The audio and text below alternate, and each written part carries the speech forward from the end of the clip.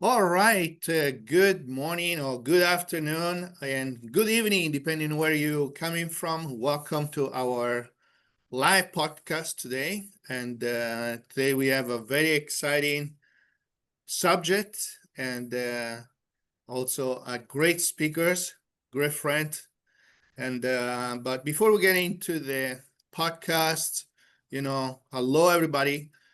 Welcome. Let's see. Let us know from where you're coming from and which city and which states. Let's see.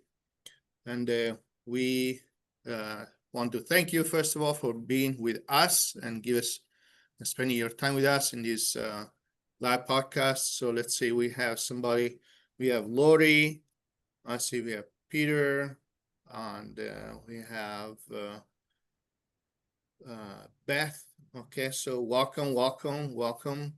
So, let's give a warm welcome also to today's speakers, great friend and amazing clinicians, Dr. Shane. How are you, Dr. Shane?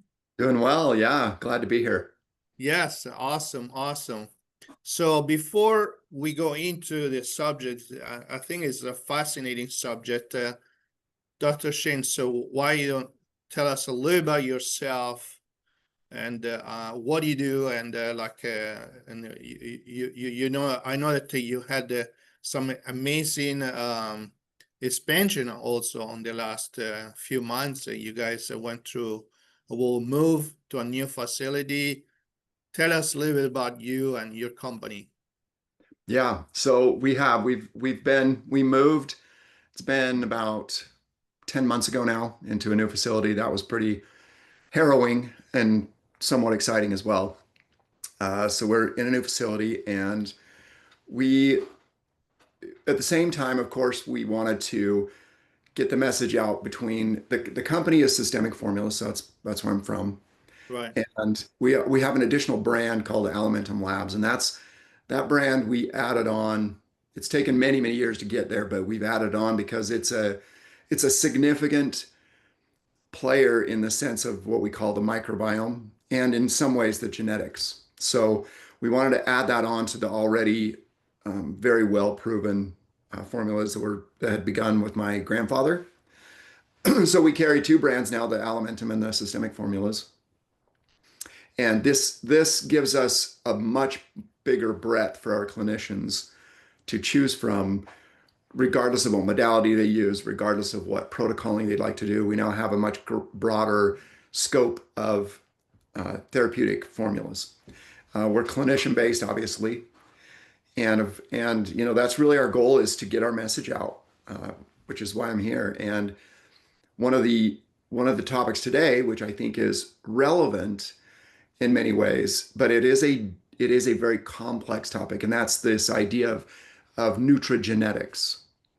And I would tell every practitioner, in terms of a marketing approach, marketing it from the idea of the MTHFR gene is a really good hook, because we want people, no matter how you get them in as a practitioner, or you want to get them in, because once they're in, then you can broaden their mind on this concept. But the MTHFR gene has been marketed heavily, so it's a really good place for practitioners to start.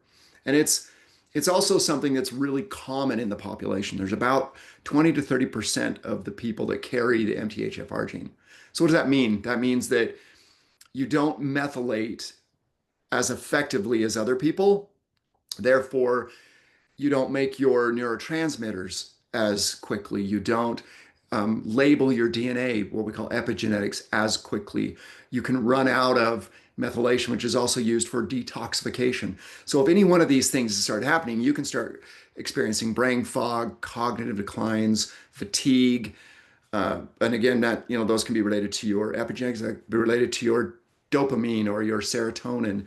So it's a great place to start. Now, I want to caution everybody that it is just a starting point. It's a beautiful way to start. You can even start the conversation by saying that the MTHFR gene is associated with the autism spectrum disorder that's now in the news, right? We've always been concerned about it, but it happens to be in mainstream now. because there is an association. And Right. when the whole reason we take folic acid when women are pregnant is because of this gene. These genes need these precursors to methylation to properly develop your neurological systems as a baby. So any one of these hooks is good for um, bringing people in to want to hear more about the DNA testing and the nutrigenomics.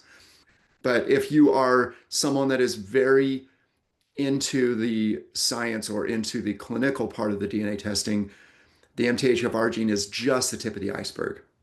Right. Right. So many more genes that actually play a role, and some even play a more important role in our health. So the MTHFR is a great leader, it's a lead generator, but the real meat of it exists in so many other genes in the MTHFR, or excuse me, in the genetic testing. And Right. that's the important piece. Yeah. Totally. Totally. I mean, like you definitely like hit the nail on the head here. Now, just to step back for a second, because like a lot of our practitioners, like they may be familiar, some of not. Just so to give a basic ground, like starting from the bottom of it, like tell us a little bit about it, like to cut through the noise, like for our practitioners maybe not really familiar with it, like. What is like gene mutations and why, like, I mean, you already touched upon a little bit, but why does the Yeah. MTHFR gene is clinically important from a clinical point of view for, especially for somebody that Yeah. is a professional or a healthcare practitioner? Yeah. From our, so when you think about the genetics, right? Genetics are who make you up, right? Mom and dad got together and created the baby. And so the baby is half mom, half dad. And it's a it's a miraculous process that it's really fun to go into for some people. Other people, we might put them to bed. But when you think about it, it's a blueprint for who you are. So your genes create the materials that make up you. So the if you have blue eyes, that means that you have a gene that turned on and gave you blue eyes. If you have really long legs, you had a gene that turned on that gave you longer legs. Our complexion, our hair, where our hair is located. If you have a hair all over your back, you have a gene that gave you hair all over your back. So that's the fun part of genetics, right? It kind of gives us the who we are bit and what makes us subtly different from everybody. It's everybody's wonderful, but our genetics are subtly different, both epigenetically and genetically. Well, genetically speaking, that blueprint is printed, it's done. You don't really change it, except for when mutations happen. And probably the most familiar mutation outside of the MTHFR is for anyone that's had a baby. And they prick the heel of the baby that's just born, and they test for a single mutation called PKU, Oh, phenylketonuria, right? Every baby gets it in the modern world. And PKU is a single mutation. Unfortunately for the child that has it, what that means is anytime they're exposed to the amino acid phenylalanine, they could die. oh wow. And there are thousands of genes out there that do exist. Now, thank goodness that they are rare, more rare, because these mutations can happen and they can happen accidentally. They can happen from exposure to toxins. They can happen exposure to stress. They can happen from nutrient deficiencies. There's a lot of ways in which we can get mutations. And in your skin, you get them throughout your life through light. We get mutations from sunburns. And fortunately, your body has repair mechanisms. But these mutations can affect how things work. So in the Right. case of if you get a mutation during your development that prevents you from growing, long toenails or toenails before you're born, then when you're born, you don't have toenails. Now, these are more what we call phenotypic mutations that are really visible and really obvious. Where we focus our energy is not on those. These are clinical mutations. We focus ours on what we call nutritional mutations. These are mutations that affect the way you might absorb and utilize magnesium or the B vitamins. It might affect the way that you metabolize lipids versus carbohydrates. It might affect the way your gene takes up your eyes process beta carotene or astaxanthin or lutein. So we focus on the genes that are associated with nutrition or other nutrient driven phenomenon, right? So that's the genes we look at, and it's called nutrigenomics as a science. And Right. there's so much great data that has come out and is continuing to come out, which is kind of why it's being revitalized. It really, we started playing in this in 2006, but you'll notice there's a lot more talk about these kinds of tests because the science is showing that you can make a difference. If you add these folate groups and Right. methylcobalamins, you can improve people's health, their neurological health. You can improve ASD symptoms, right? That's been shown over and over again. On the other side of this, you can protect your skin from sun. If you're eating certain nutrients because you lack genes, they will help you develop UV resistance that your body does with melanin. You can help melanin be produced more effectively. You can help your bones more effectively. You can help your liver. And so these genes are starting to show up more and more of those genetic tests because we see the actual therapeutic benefit of knowing where to guide some of your story, some of that patient's story, and how to do it, Right. what nutrients are associated. And clearly, diet is a big factor. I represent supplementation, and yet diet is a huge contributor to how to overcome any nutritional mutations in the nutrigenomic world. It's very Totally. important sense. Yeah. Yeah, definitely. Like we're going to touch upon that because I'm sure this is a great interest, especially for all our practitioners that are all, the majority of our clients are in the field of nutrition. But before we go into that, just to, especially on the recently the MTHFR gene mutations came into the news, right? So is and this is, I know that this is produce a critical enzyme. So can you explain in simple term what that enzyme responsible for, and like if you have, if somebody, a patient have such a gene mutation of the MTHFR, so what are the consequences so that some of our practitioners can think with that? Yeah.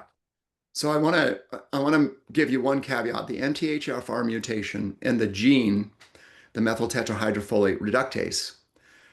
So you've got the methyl tetrahydrofolate, which is a molecule. It's a modification of folic acid. And then the gene is, or the enzyme that the gene makes is called methyl tetrahydrofolate reductase. That's where the MTHFR gene comes from.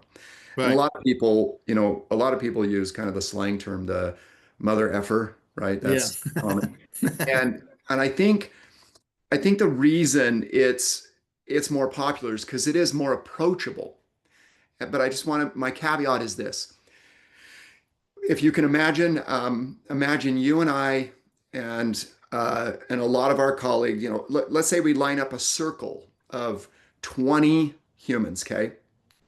And each of those humans is standing 4 feet away from each other, and they each hold a part to building a toy house, right? A house that, is maybe the Yeah. size of something you can hold. And I start the process by giving them, the chimney, and then you add to, 4 walls, and then someone adds the roof, and someone adds the interior walls, and it goes all the way around. And let's say I start with the foundation, actually, but it goes all around. So by the end of that journey, by that 20th person, we have a little model house. That's what enzymes do. They build molecules for all of us. And if I start that process again, but you are the MTHFR protein and you have a mutation, you are missing your right hand. That's the mutation. Wow. So when I hand you the foundation and you have to put the 4 walls on, it's going to take you longer to get those four walls on there. So you're going to slow down the process because you're missing your right hand. And if you were broken, if you were completely broken, you would be trying to do it with two hands missing, using only your arms. So Yeah. one mutation is one hand, two mutations, two hands. It's a little bit of a gory analogy. Sorry about that. But No, I understand.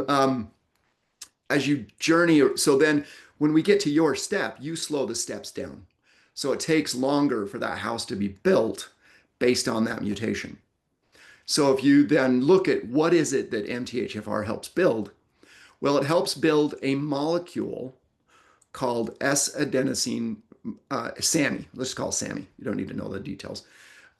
SAMI is used by the rest of the body to put methyl groups on everything.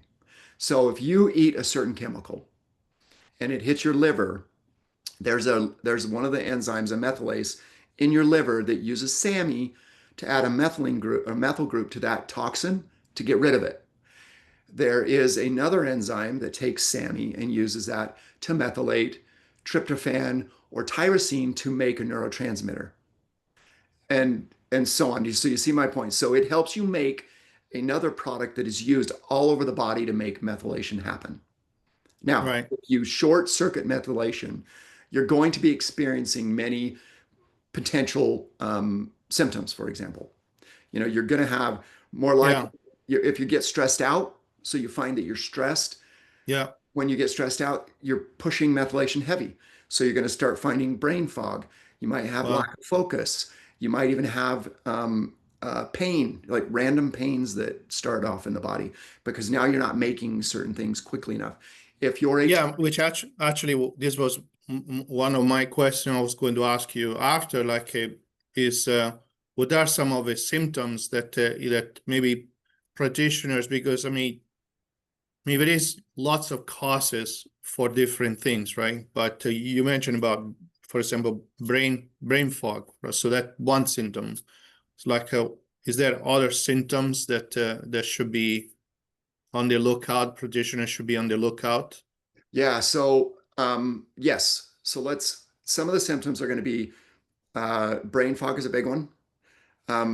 Potentially, nervous system things like, well, let's say you find that you're getting a lot of the kinetic tics, right? Your muscles are twitching a lot. It Oh, can be wow. it can be methylation or it can be lack of electrolytes. It just gives you some sense. If you clearly, if you're going to have children, you would want to really think about pushing all of the important nutrients so that you don't interfere with the development of the fetus, right? That's clearly, if you have it already, you have a likelihood of giving it to your offspring. So you need to be cognizant of that. You can have things like dry skin, but there are lots of causes. So the one thing that's tricky about MTHFR gene is it's further down the path, meaning that if you start feeling toxic or if you start noticing you're having toxic symptoms, our first instinct is to do a detox. Give them bindgenic, give them detoxigenic. Let's get glutathione up. Well, one of the things that can contribute to your toxicity is that if you're not methylating quick enough, the toxins are building up in your body. So Right. you could add glutathione and you can add the binding, but if you don't take care of the gene that's contributing to it, the methylation gene, you're still going to have this toxic buildup. Yeah. That's another example of it. Fatigue can be associated, and especially during times where you're depleting your system of nutrition. So if you're working hard, you're not sleeping well, you're toxic, you're stressed, you can almost look at a lot of those symptoms that are being contributed to all these things when you have toxic or lack of sleep and all the things you feel, whether it be pain, dry skin, dry eyes, many of the things you can think of or experience. If you've depleted the methylation groups because you have the gene, that is a contributor. It is not the only contributor, but it is a contributor to that. Awesome. I understand. Well, that's great. Well, I mean, obviously, it's good to know, to have these, to know all these red flags, because this is something that you as a practitioner can be on the lookout and eventually do something about it. So, well, obviously the consequences from, let's make like a scenario, like, okay, so we have a practitioners, or, chiropractors or nutritionists or wellness or holistic doctor. Okay, so they observe these red flags. So based on your experience, like what sort of so the practitioner starts saying, oh, okay, so we may have a scenario where this person, which is, by the way, like if I'm not wrong, like I think I've read somewhere that the percentages of these MTHFR mutations is something crazy, like 42% of US people apparently have such percentages or something. Am I wrong? Yeah, the numbers are a little bit, they move around a little bit, but the fact is that of a much larger, anywhere from 30 to more percentage of the population carries it. Wow. So it is an important gene to understand, to test for, because it's a lifelong journey. If you have these mutations, they don't change, right? We can change our epigenetics, we can change our lifestyle, but what you have on your genetic code stays with you for your lifetime. So that becomes a protocoling situation for a practitioner where they say, you have these certain genes that I'm concerned about based on who you are, your symptoms, etc. But this is a lifetime journey. Now that we need to Yeah. do this, we need to do this forever. We can't stop. If we stop, That's right. genetic is a one test, and you can use it for the rest of your life to understand where you're headed in Yeah. your journey, in your personal Right. Right. life. So But yes, so it is fairly common in the population. yeah, that's crazy. So which I was going to go to, the next question is, okay, so the practitioner have these red flags. So in order to be certain, so you have an actual, black and white, real certainty in your expertise, in your line of work, like what is the most effective DNA test that somebody like that should be running? Like, is there like they can just do like one things, or you suggest that it's much better to kind of cover like a basic panel, or what should be the Yeah, next move for our practitioners once they have all these red flag going on? yeah. So clearly I have a biased answer, because we have a comprehensive DNA panel that we offer. So that is my biased answer. And next year, early next year, we're coming out with a more user-friendly report. Right now, we have a great report, but it's not all automated. You have to work with us a little bit. In the future, it'll just be completely automated, and you can choose to work with us after the DNA testing is done. But there are a variety of tests. And what I would tell you immediately to avoid is, if you see marketing or you see this amazing story around just what we call methylation genes, those are very, very unhelpful or inaccurate in many ways. I mean, they can test it accurately, but it's way too narrow of a scope. So if someone Right. says, I just want to know about my methylation genes, including MHTFR, or MTHFR, that is not going to be that helpful for a patient. It's a Right. very Like limited it's scope. almost like too narrow, right? It's way too narrow. The vast majority of its success has been through the marketing, not through the clinical outcomes. There's so much more you need to know about your genetic experience. For example, there's in our methylation panel, we have, I want to say it's around 30 genes. MTHFR is only one of those, or actually two of those.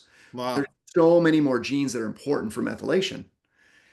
So even if someone tests negative for MHTFR, that doesn't mean they still don't have a problem with methylation. There's the COMT genes, there's the MT genes, there's the MTR genes. There's so many other genes that can impact methylation. So it's not a simple, yeah, you just take this one this MTHFR and you're done. Right.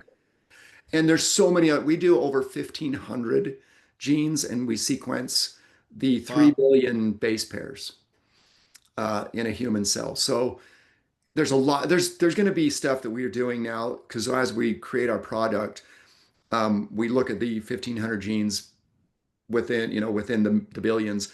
But as we learn new genes, we just add them to the test so that when a practitioner 12 months from now logs back into the patient's DNA, there's going to be new data there because we don't need to rerun it. We just need to add new information to the already existing DNA panel. Does that make sense? Yeah, totally. Wow. Fascinating. You update Fascinating. it. Yeah, you just update it. Yeah. So now, obviously, again, like you mentioned, is a whole life journey. Once you've done these tests, it's not like, but again, from a clinical point of view, for somebody that is an healthcare professional, what are some of the steps that then after the test was done, and okay, obviously there is a test result, there is a report. What are some of the steps that from a clinical point of view, like a wellness professional can do in order to assist the patients to obviously improve the quality of life now that they found, okay, here's the bad news, like, haha, you got like a bunch of gene mutation, like Yeah. it's like the It's X-Men, it's but guess what? Okay, so what are the options in terms of solutions that can be taken by practitioners in order to help these now patients that they got this news of all these gene mutations that it was like kind of great, now what? yeah. So I can show you the report later, but what we built in the report were two options. We have a nutritional option, meaning we give dietary advice. Based on your genetic profile and your potential issues. And remember, these are all potential issues because for people that don't live life in a really healthy way, their genes are going to be way more impactful on their problems. But we can overcome our genetic deficiencies nutritionally. So we offer up food choices, right? Nutritional food choices. Nice. Some people might need more omega-3. Some people might need less. Some people might need more of the brassicas, the cauliflower, the broccoli, because of the sulfur groups. That gets brought in. And then in the last part of the report, of course, again, I'm from Systemic, so we offer the supplemental recommendations for your genetics. And that's the last step of the report. First step is just kind of understanding what's wrong, what are the genes we identified. The middle part of the report is a little more detail about them and what you can do dietarily. And then the bottom part is what we can do with supplemental therapeutics. Yeah. Yeah, that makes sense. Great. Well, so for who doesn't know, and let's see also, I'm looking here, I have on the side, I have people asking questions. I was just checking to see for all of you that attend this live podcast, but also for any of you that are watching the replay or watching this podcast in the future, hopefully in the near future on YouTube. Dr. Shane Morris is going to be one of our keynote speakers, our upcoming Practice Grow Con 2025 that is going to happen the 7th and 8th of November right here in Clearwater. And he is going to do like a much bigger dive into this subject, and he's going to actually do a 2.5-hour talk on the subject of how to introduce DNA testing in your practice.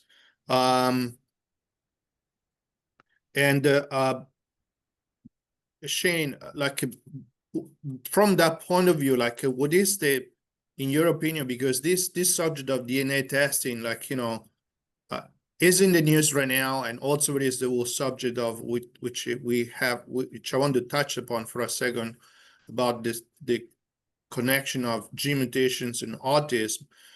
It's very much in the news. So what are some of the key a key factor that healthcare practitioners should know, and why it's important to, at this stage more than ever, especially with everything's going on with, like also with the new HHS, like, Secretary of Kennedy Juniors and all what he's trying to do. Why is vital for practitioners to have on their tool bags, like having their practice to do DNA testing? Yeah, in regards to, let's say, neurological development like autism spectrum disorder, right? And there are other neurological development issues that are that have a genetic association, and autism does. And so when, of course, unless you're going to be running DNA testing in utero, you're really learning about your patient after they're born and whether or not symptoms have shown up yet in that journey. By knowing a little bit more about the genetic mutations that we have and that we could be bringing with us, can certainly alter the way you protocol for the long term. Meaning that if and remember, there's a lot of siblings and there's been associations between autism where it's more prevalent in families than it is in, let's say, another family because of this piece. So if you know that you either have some level of potential in your children or that you start seeing symptoms, there's actually already been good work showing that if you support the nutritional pathways like the methylation pathway, which includes the folates, the folacins, the cobalamins, and B12, et cetera, if you support these pathways, it absolutely reduces the symptoms of these kids. Wow. And we don't know exactly why, right? It's such a complex problem. There's a lot of hypotheses like, if you have a lot of toxic exposure that changes your neurodevelopment, that, of course, we know is tied to methylation and other detox pathways.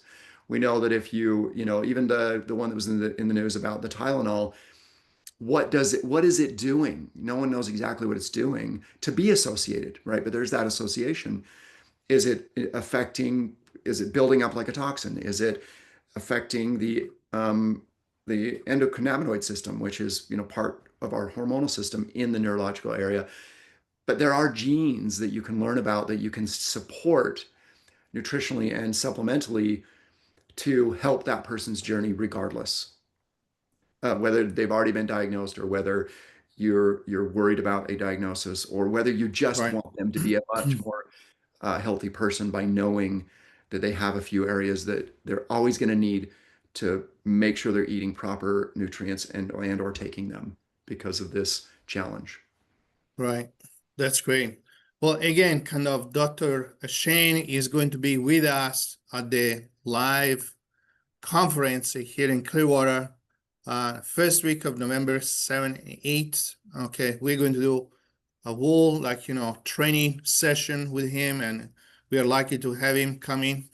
And he is going to go deep dive on, okay, so how you can introduce and implement DNA testing in your practice. And just to reassure everybody, also he's going to touch about how to use this system, this testing system, along with your existing system that you have. If you are a trained nutrition response testing practitioner, so how the two things work together, or if you're not trained, you're just doing muscle testing, how to use both together. So it's not one tested system against the other. If I'm correct, that's something that you're going to cover, right? I believe. Yeah. So these are tools to improve a exactly. clinician's outreach. Not one is not better than the other, for sure. Yeah. The point here is that we don't want to create a conflict, and that's kind of, that's not the point. These are all tools, and we're going to do a deep dive on that. So all of you, you're welcome to come, obviously. And then one more questions, for people that are still kind of in the maybe I'm kind of interested, can you tell us a little bit about it? What else is going to be covered on these two, on your part of the training? Yeah, so what I want to cover is we will do a little bit of DNA background. And for every practitioner, I like to give them a little bit of background. In fact, I encourage them to understanding what is happening inside of our body when it comes to our genetics, because our genetics are absolutely part of our wellness journey or our disease journey or part of our our just our life in general, right? Your genetics play a very Yeah, without them you wouldn't be here in terms of the proteins you make, but and they're handed down. They're handed down to generations, so that yeah, it's important that we understand that. So we'll go through genetics a little bit. Uh, I'll try to go through the clinical aspect of genetics, meaning that there's a lot of genetics in the world that are important, but there's a lot that are just fun, right? You yeah, don't care about health or hair or how fast you are, unless you're an athlete. It matters. Your twitch muscles, that's genetic. However, we want to understand some of the more key genes that affect our health more impactfully or more powerfully, and then we'll get into understanding the report itself, and then maybe somewhere in that talk I decided why can it help a clinic in general? Why is it something that a clinic can use as part of their marketing program? Because it is gaining in its popularity, it's gaining in yeah, its acceptance, and the reason for that is because it can give us good data, right? If it were garbage, I think it would phase itself out. But it's been around for, like I said, 2006 is when some of the first really cool work came out. So it's growing, it's not shrinking. So it can yeah. be clinically used, or it can be used clinically to drive your marketing in some ways. That's great. That's great. All right. Well, Dr. Shane, thank you for being here with us, and want to thank you, all of you, that you are here and share some time with us. I know that you're super busy. And let's see if there is any quick questions. Um, Anyway, so if you have questions like, that you want to be answered before of a conference, or if you're not coming so forth, that's totally fine. Just so you know, just to back to the conference for a second. If you cannot come to live here in Clearwater, like you are still able to participate, we actually have a virtual ticket, so you can purchase that. So we have a link where you can go. In addition of Dr. Shane, during these 2 days, we are going to touch upon lots of topics on how you can scale your practice in 2026. We're actually going to have a training on public speaking. We're going to have a training on sales, how to close your prospect. We're going to have a training on actually wealth management and finance management with the great speakers, actually bestseller author. We will have also a training that is going to be done by moi. It's going to be on the how to optimize your practice and how to expand and scale to the next level, as well as a training on AI and visibility.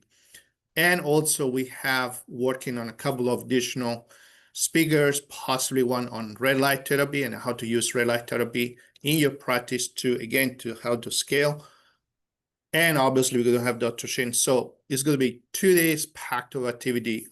So, we have the link. Actually, we're still running a 25% discount on the tickets. So, grab it while it's here. And otherwise, again, Dr. Shane, thank you. I'm going to Thanks. see you in a couple of It was a weeks or a pleasure. few weeks when you're here. And again, thank you very much for everybody to be with us today. And look forward to see you, all of you, here in Clearwater. See Thanks, you. everyone. Bye.